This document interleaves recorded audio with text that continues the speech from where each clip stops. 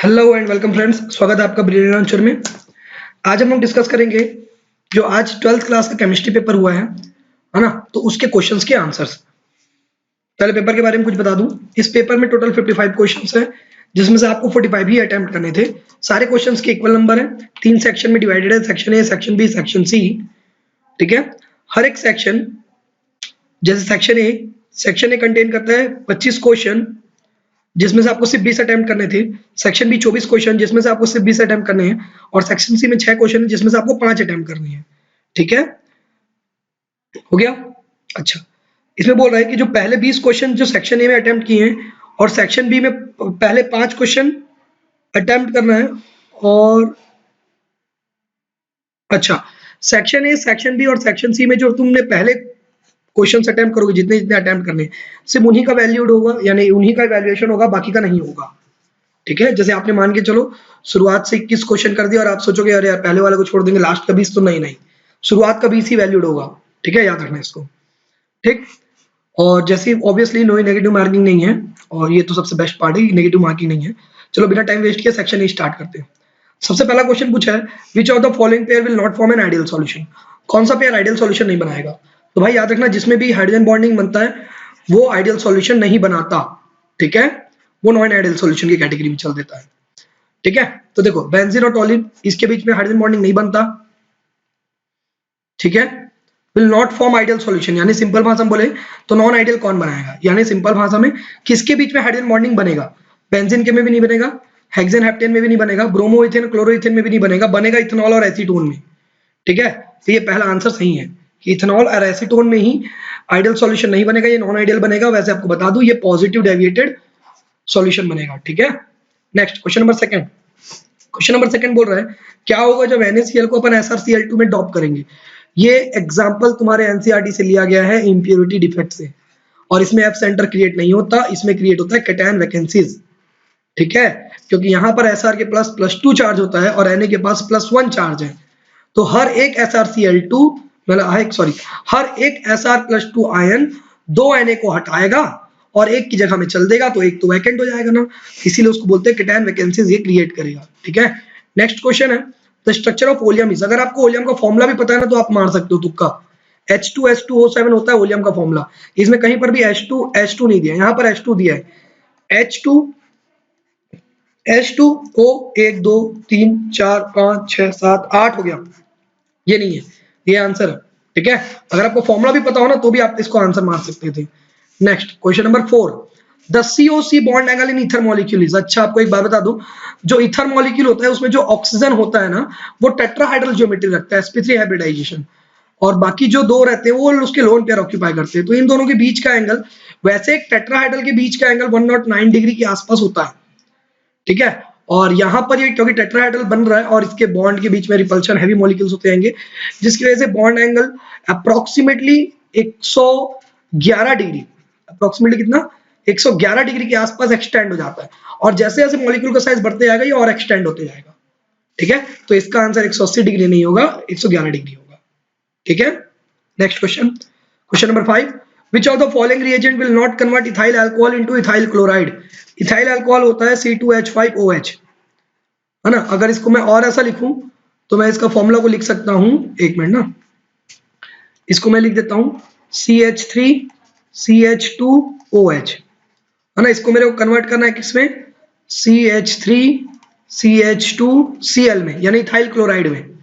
तो अच्छा, कौन कन्वर्ट नहीं करेगा पूछा है। भाई देखो, ये जो रिएक्शन हो रहा है ना अपना क्वेश्चन नंबर 5 में, ठीक है, यहां पर मेरे को रिप्लेसमेंट चाहिए, यानी मेरे को यहां पर OH- को हटाना है और इसके बदले में Cl- आना चाहिए। यानी कि एक टाइप का ये सब्स्टिट्यूशन रिएक्शन है। और क्या चीज को मैं सब्स्टिट्यूट कर रहा हूं, तो न्यूक्लियोफाइल को सब्स्टिट्यूट कर रहा हूं। तो ये एक न्यूक्लियोफिलिक सब्स्टिट्यूशन रिएक्शन है। तो कौन से रिएजेंट में न्यूक्लियोफाइल क्रिएट नहीं होगा, वो आपका आंसर होगा, एक तो जेनमिन वाला। ठीक है, वैसे आपको मैं बता दूं लगभग सारे में ही न्यूक्लियोफाइल क्रिएट हो रहे हैं। ठीक, PCl5 में भी, SOCl2 में भी, HCl ZnCl2, ये लुकास रिएजेंट में भी और इसमें भी।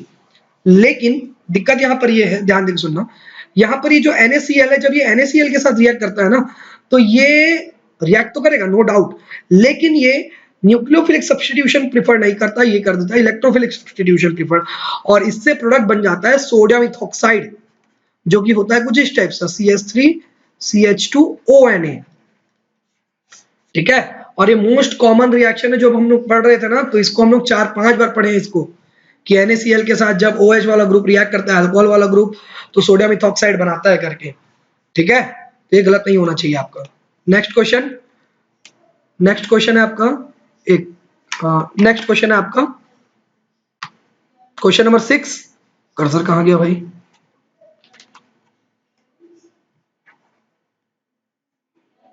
हाँ, नेक्स्ट क्वेश्चन आपका question number 6, nucleotides are composed of. देखो ये बायोमोलिक्यूल का क्वेश्चन हम लोगों ने दो पढ़ा था, एक न्यूक्लियोटाइड और एक न्यूक्लियोसाइड। ठीक है, मैंने इसको ट्रिक बताया था, कपड़ा धोना बहुत बड़ा काम होता है, इसलिए टाइड वाला बड़ा रहेगा और न्यूक्लियोसाइड वाला छोटा रहेगा।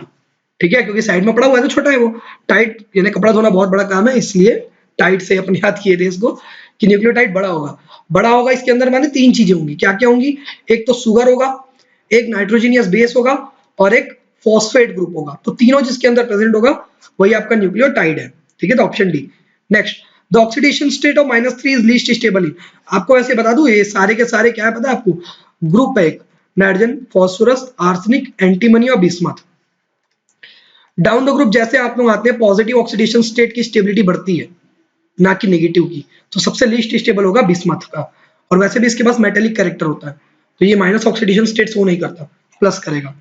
ठीक है, नेक्स्ट क्वेश्चन देखते हैं अपन। क्वेश्चन नंबर 8 दिख रहा है मेरे को यहाँ पर। क्वेश्चन नंबर 8 में बोल रहा है कि एमॉर्फस सॉलिड जो होता है, amorphous solid is also known as, simple भाषा में तो भैया ये सुपर कूल्ड तो होता है, लेकिन सुपर कूल्ड सॉलिड नहीं होता। ठीक है, होता है सुपर कूल्ड लिक्विड। तो आंसर आएगा आपका सुपर कूल्ड लिक्विड। ठीक, तो ये आपका आंसर है सुपर कूल्ड लिक्विड। ठीक, नेक्स्ट क्वेश्चन, क्वेश्चन नंबर 9। अच्छा, क्वेश्चन नंबर 9 में बोल रहा है कि ये वाले ग्रुप को मेरे को इसमें कन्वर्ट करना है। ठीक है, तो ये कौन से रिएजेंट मैं इसमें यूज करूंगा? देखो एक बात बताता हूँ, LiAlH4 बहुत ही स्ट्रॉन्ग रिड्यूसिंग एजेंट है। ठीक है, ये दुनिया के हर एक मटेरियल को रिड्यूस कर सकता है। एक, दूसरा ये जिंक एमैल्गम और HCl जो यहाँ पर प्रेजेंट है, ठीक है, ये रिडक्शन में यहाँ पर पार्टिसिपेट करेगा तो जरूर, लेकिन ये जाता है क्लेमेंशन रिडक्शन में, जिसमें कि अल्कोहल नहीं बनता, बनता है आपका एल्केन। यहाँ पर मेरे को प्रोडक्ट अल्कोहल चाहिए, तो मैं तो इसको लूंगा ही नहीं। और ये वाला तो भैया रेस से ही बाहर, ऑक्सीडाइजिंग एजेंट को थोड़ा चाहिए मेरे को, साफ साफ दिख रहा है भैया कीटोन अल्कोहल में कन्वर्ट हो रहा है, तो मेरे को रिडक्शन चाहिए, और ऐसा रिड्यूसिंग एजेंट जो इस ग्रुप को इफेक्ट ना करे। तो एक वीक रिड्यूसिंग एजेंट चाहिए जो कि है NaBH4। ठीक है, क्योंकि NaBH4 LiLH4 का ही काम करता है, लेकिन वीक होता है, जो ले दे के बेचारा एल्डिहाइड और कीटोन को ही अल्कोहल में कन्वर्ट कर पाता है। ठीक है, तो इसलिए यहाँ पर आंसर होगा NaBH4। क्वेश्चन नंबर 10, इससे इजी क्वेश्चन नहीं पूछेगा, लेकिन ये बेचारा गलत करके आया है उसको। ठीक, क्वेश्चन बोला है कि एजियोट्रोपिक सॉल्यूशन है दो लिक्विड का जिसका बॉइलिंग पॉइंट हायर है, यानी कि मैक्सिमम बॉइलिंग एजियोट्रोपिक मिक्सचर। अब maximum boiling azeotropic mixture negative deviation show करता है रॉल्स लॉ से, ये मैं याद करवाया था, उल्टा होता है, maximum boiling negative deviation, minimum boiling positive deviation, है ना। तो मैक्सिमम बॉइलिंग हो रहा है तो नेगेटिव डेविएशन होना चाहिए, तो ये ऑप्शन ए सही होगा कि negative deviation from Rawls law. Next question number 11 देखते हैं। क्वेश्चन नंबर 11 है, which of the following crystal will show metal deficiency defect। भाई ये भी NCERT का एग्जांपल है। ठीक है, कि मेटल डिफिशियंसी डिफेक्ट कौन शो करेगा, तो मेटल डिफिशियंसी डिफेक्ट यहाँ पर कौन शो करेगा? FeO। होता क्या है ये? Fe 0.94 से लेकर 0.96 O। ठीक है, आगे समझ में? ये अगर आपको याद ना हो ना, तो यहाँ पर अब हम लोग ऑलरेडी इसको NCERT में पढ़े थे कि जो FeO होता है वो मेटल डिफिशियंसी डिफेक्ट शो करता है। ठीक है, क्योंकि यहां पर क्या होता है ना, Fe जो होता है इसका रेशियो आपको 1:1 दिख रहा है, लेकिन ऐसा होता नहीं है। इसमें क्या होता है कि जो आयरन के मॉलिक्यूल्स है ना, वो क्या करते हैं, वो कम होते हैं, आयरन के एटम्स होते हैं वो कम प्रेजेंट होते हैं, कितने? 0.94 से लेकर 0.96, इसीलिए वो मेटल डिफिशियंसी डिफेक्ट शो करता है। वेरएज यहीं पर मेटल एक्सेस डिफेक्ट अगर पूछता तो ZNO आंसर होता, क्योंकि ZNO एक टाइप का मेटल एक्सेस डिफेक्ट शो करता है, क्योंकि इसमें मेटल की क्वांटिटी ज्यादा होती है as compare to non metal. यानी सिंपल भाषा में मेटल और नॉन मेटल का मतलब होता है कैटायन और एनायन, जिसमें कैटायन की क्वांटिटी ज्यादा वो मेटल एक्सेस, जिसमें कैटायन की क्वांटिटी कम एज कंपेयर टू एनायन ना, वो मेटल डिफिशियंसी डिफेक्ट। आगे समझ में। Next question number 12। Question number 12 बोल रहा है आपका कि फिनॉल को जब हम लोग कंसंट्रेटेड H2SO4 के साथ हीट करने के बाद जब HNO3 के साथ हीट करेंगे तो हमें वो क्या मिलेगा? तो देखो हम लोग को मिलेगा ऑर्थो और पैरा नाइट्रोफिनॉल। ये कैसे होगा? तो देखो ये फिनॉल ग्रुप है, इसको मैं जब रिएक्ट कराऊंगा H2SO4 के साथ तो इसमें से जो SO3 है वो यहां पर अटैच हो जाएगा। ठीक है, अब दिक्कत यहां पर ये है कि जब HNO3 अटैक करेगा इसमें तो ये होगा या तो ऑर्थो डायरेक्टिंग ग्रुप, और या तो फिर जब देखो ये जो H2SO4 रिएक्ट करेगा तो इसमें से भी जो SO3 ग्रुप है ना वो या तो पैरा में जाएगा तो या ऑर्थो में जाएगा। अगर ये पैरा में अटैच हुआ तो आने वाले NO2 को वो ऑर्थो में भेजेगा, और अगर ये SO3 ऑर्थो में अटैच हुआ तो आने वाले NO2 को वो पैरा में भेजेगा। ओवरऑल रिजल्टेंट आपको ऑर्थो नाइट्रोफिनॉल या पैरा नाइट्रोफिनॉल ही मिलेगा। लेकिन अब आपको मैं एक चीज बताता हूँ, ध्यान देकर सुनना। यहाँ पर दो कंडीशन होता है। अगर टेम्परेचर ज्यादा रहा तो पैरा नाइट्रोफिनॉल ज्यादा स्टेबल होता है, लेकिन यहाँ पर कहीं पर भी टेम्परेचर का मेंशन नहीं किया गया है, तो यहाँ पर ऑर्थो नाइट्रोफिनॉल कम टेम्परेचर पे ज्यादा स्टेबल होता है। ये क्या होता है? काइनेमेटिकली कंट्रोल्ड रिएक्शन के दौरान ये बनता है ऑर्थो नाइट्रोफिनॉल, और थर्मोडायनेमिकली कंट्रोल्ड रिएक्शन के दौरान बनता है पैरा नाइट्रोफिनॉल। ठीक है, तो अब ये कंप्लीटली सीबीएसई के ऊपर डिपेंड करता है कि वो किसको आंसर ले रहा है दोनों में से, क्योंकि यहाँ पर टेम्परेचर के बारे में मेंशन नहीं किया गया है। ठीक है, तो इसीलिए कुछ नहीं बोल सकते। वैसे कम टेम्परेचर में ऑर्थो नाइट्रोफिनॉल ज्यादा स्टेबल होता है और ज्यादा टेम्परेचर पे पैरा नाइट्रोफिनॉल। ठीक है, नेक्स्ट क्वेश्चन, क्वेश्चन नंबर 13। जब ओजोन K3 के साथ O3 जब Ki सॉल्यूशन के साथ रिएक्ट करता है तो क्या बनाता है? चलो रिएक्शन करके देखते हैं। ओजोन एक बहुत ही अच्छा ऑक्सीडाइजिंग एजेंट है। जब इसको ऑक्सीडाइज करेगा तो वो आयोडीन बनाएगा और ऑक्सीजन रिलीज करेगा और साथ में बनाएगा KOH यानी पोटेशियम हाइड्रोक्साइड। तो ये तीन चीजें मिलेगी जिसमें से ऑक्सीजन गैसेस फॉर्म रहता है तो वो लिबरेट हो जाता है। तो यहाँ पर आपको मिलेगा I2 भी मिलेगा, O2 भी मिलेगा और KiO3 नहीं मिलेगा, तो बोथ O2 एंड I2 मिलेगा आपको यहाँ पर से। ठीक है, next question number 14। Alpha D glucose और beta D glucose differ from each other. अरे भैया ये मैं अपने नोट्स में साफ साफ लाइन पे लिखवाया था इसको मैं, कि ये क्वेश्चन आता भी है कि अल्फा डी ग्लूकोज और बीटा डी ग्लूकोज में क्या चीज डिफर करता है, डिफरेंस क्या है? तो configuration eight C1 carbon atom, और उसको मैंने बताया था कि इसी C1 कार्बन एटम को एनोमेरिक कार्बन एटम बोलते हैं। ठीक है, जहां पर कन्फिग्रेशन में थोड़ा चेंजेस होता है। अल्फा ग्लूकोज में क्या होता है, जो OH प्रेजेंट होता है वो C1 कार्बन में राइट साइड प्रेजेंट होता है, जबकि बीटा डी ग्लूकोज में जो OH ग्रुप प्रेजेंट होता है वो कार्बन के लेफ्ट साइड प्रेजेंट होता है। ठीक है, ये डिफरेंस रहता है इसमें, और कुछ नहीं रहता। ठीक, नेक्स्ट पढ़े आगे। नेक्स्ट क्वेश्चन है question number 15। Lucas reagent produces cloudiness. अरे यार डायरेक्ट क्वेश्चन पूछ दिया ये। लुकास रिएजेंट, अच्छा पहले तो लुकास रिएजेंट होता क्या है अभी बता चुका हूँ। ZnCl2 in the presence of HCl यानी एसिडिफाइड एनहाइड्रस जिंक क्लोराइड, ये होता है लुकास रिएजेंट। ये जब भी टर्शियरी अल्कोहल के साथ रिएक्ट करता है ना, ठीक है, तो ये टर्बिडिटी बनाता है यानी कि क्लाउडीनेस यानी धुंधलापन लाता है। ठीक, तो इसमें तीन चारों में से टर्शियरी अल्कोहल कौन सा है? ये सेकेंडरी अल्कोहल, ये प्राइमरी अल्कोहल, ये भी प्राइमरी अल्कोहल, ये है आपका टर्शियरी अल्कोहल, ये आंसर है। ठीक है, next question, question number 16। Which of the following is most reactive toward nucleophilic substitution reaction. अरे भाई बाप रे, ये भी मेरे नोट्स में डायरेक्ट लिखा हुआ है। ठीक है, कि 2,4,6 ट्राइनाइट्रो क्लोरोबेंजीन। ठीक, 2,4,6 ट्राइनाइट्रो क्लोरोबेंजीन, ये क्या होता है? ये सबसे ज्यादा रिएक्टिव होता है टुवर्ड्स न्यूक्लियोफिलिक सब्स्टिट्यूशन रिएक्शन। ठीक, तो ऑप्शन डी सही है। Next question number 17। Question number 17 बोला है कि प्रेशर का कोई इफेक्ट नहीं पड़ता सॉलिड और लिक्विड में, क्योंकि ये दोनों कंप्रेसिबल नहीं होते ना भैया। अगर कंप्रेसिबल होते तो प्रेशर का इफेक्ट पड़ता, कंप्रेसिबल नहीं होते।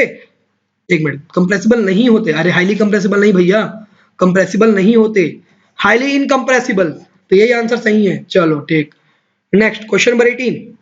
क्वेश्चन नंबर 18 बोल रहा है आपको कि इसका मेन प्रोडक्ट क्या होगा।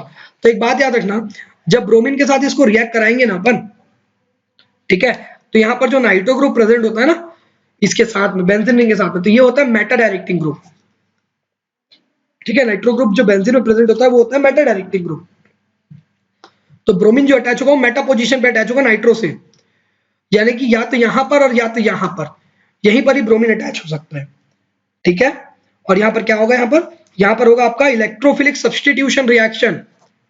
ठीक तो यहां पर कहां पर अटैच होगा ब्रोमीन भैया? ये भी नहीं, ये तो और दो हो गया, ये भी नहीं, यही दिख रहा है जो मेटा पोजीशन पे है, तो ऑप्शन ए सही होगा। Next question number 19, which of the following forms strong P pi bond.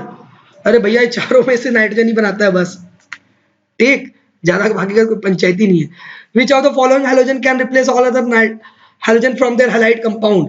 कौन सा हैलोजन बाकी 3 हैलोजन को और रिप्लेस कर सकता है, जो सबसे ज्यादा रिएक्टिव होगा, फ्लोरीन।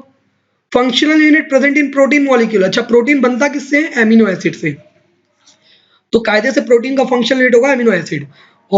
एक मिनट, ऑप्शन में एमिनो एसिड नहीं दिया, लिंकेज के बारे में दिया। अच्छा ठीक, कोई बात नहीं। तो एमिनो एसिड के बीच में कौन सा लिंकेज प्रेजेंट होता है, पेप्टाइड लिंकेज प्रेजेंट होता है, इसीलिए तो पॉलीपेप्टाइड चेन को ही प्रोटीन बोला जाता है। तो पॉलीपेप्टाइड यानी पेप्टाइड लिंकेज उसमें प्रेजेंट होगा, ठीक है।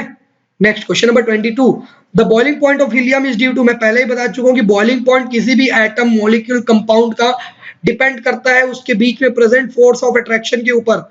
अगर फोर्स ऑफ अट्रैक्शन वीक तो बॉइलिंग पॉइंट भी वीक, ठीक है। तो इनर्टनेस तो आएगा ही नहीं भैया, स्मॉल साइज क्या का, पोलराइजेबिलिटी का यहां पर इफेक्ट नहीं पड़ता, तो weak dispersion force between its atom, यही सही होगा, ठीक। कौन सा प्रेजेंट होता है वैसे, van der Waals force of attraction होता है यहां तक, ठीक। नेक्स्ट, ये कंपाउंड रिएक्ट करेगा HI के साथ तो क्या बनाएगा, अरे भैया ये फॉलो करता है SN1 रिएक्शन, तो यहाँ पर जितना ज्यादा कार्बोकेटायन स्टेबल बनेगा उतना ज्यादा रिएक्शन वो प्रिफर्ड करेगा, तो सबसे most carbocation will prefer the reaction, ठीक है। तो इसमें सबसे ज्यादा कार्बोकेटायन स्टेबल कौन सा बनता है, अगर ये वाला बॉन्ड ब्रेक होता है तो यहाँ पर 1 डिग्री कार्बोकेटायन बनेगा, ये वाला बॉन्ड ब्रेक होता है तो यहाँ पर 3 डिग्री कार्बोकेटायन बनेगा, तो 3 डिग्री वाला ज्यादा स्टेबल होता है, यानी प्लस ये बनेगा। अब HI में H प्लस होता है और I माइनस होता है, तो माइनस वाला जाएगा इसके पास, यानी CH3 टेकन थ्राइस C के पास I बनेगा, CH3 टेकन थ्राइस C के पास I बनेगा, ये सही है, ये सही है, ये गया। अब जो बाई प्रोडक्ट रहेगा उसके पास H जाके अटैच होगा, तो CH2 CH3OH, ये यानी A ऑप्शन सही होगा अपना, ठीक है। Next question number 24, question number 24 बोल रहा है कि ऑस्मोटिक प्रेशर एक सॉल्यूशन का इंक्रीज होगा। भैया फॉर्मूला पढ़ रहा है ना ऑस्मोटिक प्रेशर का, फॉर्मूला से बता सकते हैं, pi equals to CRT, concentration बढ़ा ऑस्मोटिक प्रेशर बढ़ेगा, R तो कांस्टेंट होता है, तो टेम्परेचर बढ़ा तो ये बढ़ेगा, तो टेम्परेचर डिक्रीज की बात कर रहा है, ये नहीं होगा। वॉल्यूम इंक्रीज, अरे भैया C का मतलब होता है N/V, अगर वॉल्यूम बढ़ा दिए ना तो ये कम हो जाएगा ओवरऑल, तो ये नहीं, ये भी नहीं होगा, वॉल्यूम भी नहीं। अरे कांस्टेंट है भैया। Number of solid particle, obviously N बढ़ा तो पाई भी बढ़ेगा क्योंकि C बढ़ेगा, तो नंबर ऑफ मॉलिक्यूल्स बढ़ा सॉलिड मॉलिक्यूल तो ऑस्मोटिक प्रेशर भी बढ़ जाएगा। क्लोरीन जब रिएक्ट करेगा हॉट एंड कंसंट्रेटेड NaOH के साथ तो क्या देगा, अब यहाँ पर ध्यान रखना, यहाँ पर क्या होता है ना, जब क्लोरीन हॉट और कंसंट्रेटेड NaOH के साथ रिएक्ट करता है तो यहाँ पर डिस्प्रपोर्शनेशन होता है, किस चीज का, क्लोरीन का, किसमें किसमें, क्लोराइड आयन और क्लोरेट आयन, ठीक। तो Cl माइनस और ClO3 माइनस में, इसके साथ रिएक्शन में, तो यहाँ पर Na अटैच करा दो, तो यानी बनेगा आपका NaCl और बनेगा आपका NaClO3। NaCl तो सब में, इसमें नहीं है, NaCl और NaClO नहीं, NaClO4 ये भी नहीं, NaClO3 ये आंसर सही है, यानी डी आंसर होगा, ठीक है। तो इस तरीके से हम लोग सेक्शन ए डिस्कस कर चुके हैं। आज ही मैं सेक्शन बी के भी वीडियो अपलोड कर दूंगा 1-2 घंटे बाद, थोड़े डिले में, ठीक है। होपफुली आपको सेक्शन ए आपने क्लियर कर लिया होगा, आपने चेक कर लिया, ठीक है। थोड़ी देर बाद अपन नेक्स्ट वीडियो में सेक्शन बी को डिस्कस करेंगे, ठीक है। Thank you very much.